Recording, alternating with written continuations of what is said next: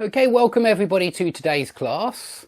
We're going to look at philosophy or sociology, that kind of thing today. I'm taking today's lesson from Foucault's book called Discipline and Punish. This is what it looks like. Now, Foucault is a fairly modern thinker. He was writing even in the 70s and 80s. So he died not so long ago. And Foucault was certainly he took a lot of inspiration from Nietzsche. So we looked at Nietzsche in the last class, and I hope you can see that some of today's themes are certainly carrying on in the same spirit as Nietzsche's genealogy of morality. And you could consider this book a genealogy of punishment. In this book, Foucault looks at different forms of punishment historically. And he gives a wonderful, he gives lots of detailed sources for the ideas that he's trying to get across. So he uses a lot of primary sources from history in order to see how punishment has changed over the ages. And I hope that you can see that this is very important even for some of the problems that we're suffering from in today's world. Because this idea of punishment is a very important idea. It's obviously at the basis of any law system, and so it's obviously important in a legal sense, but it's also important in the sense that it is a manifestation of power. We're going to look at different types of power and how power changes over time according to Foucault. So, in this book, and as I say, I really enjoyed reading this book. If you're interested in history and if you're interested in crime and punishment, then certainly it's a good book for you to read. Now, he starts by describing what he calls sovereign power. And this is monarchical power. This is the kind of power that's typical in any feudal system or monarchical system.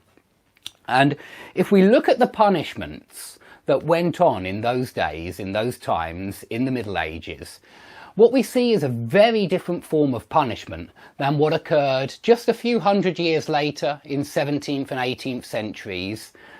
We had a really different system of punishment and a very different system of power according to Foucault.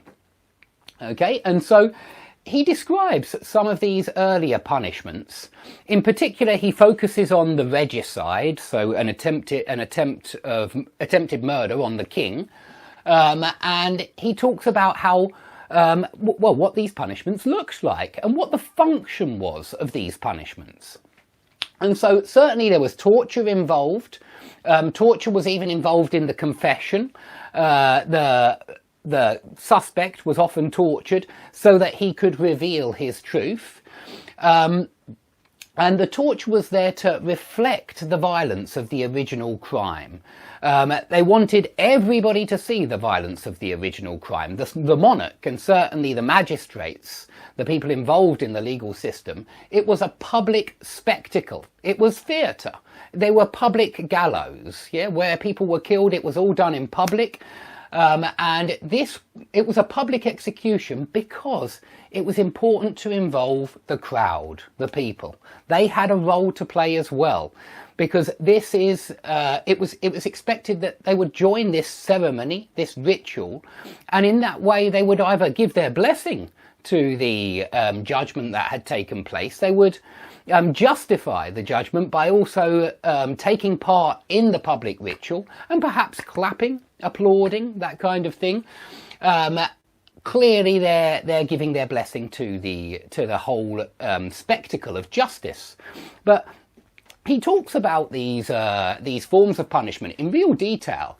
And one thing that interested me is how meticulous the punishments were. They were really thoroughly explained for each and every case. And the kind of physical punishments that we're dealing with in this form of power, it's violence done to the body. Now we'll see that the form of punishment which develops later is a very different form of punishment, and it involves no external force, or as little as possible, let's say. Whereas in sovereign power, it's the opposite. We're doing violence to the body, and this violence is seen on the body. Often the criminal's body is even exposed to the public for many days afterwards. And it's because any any violation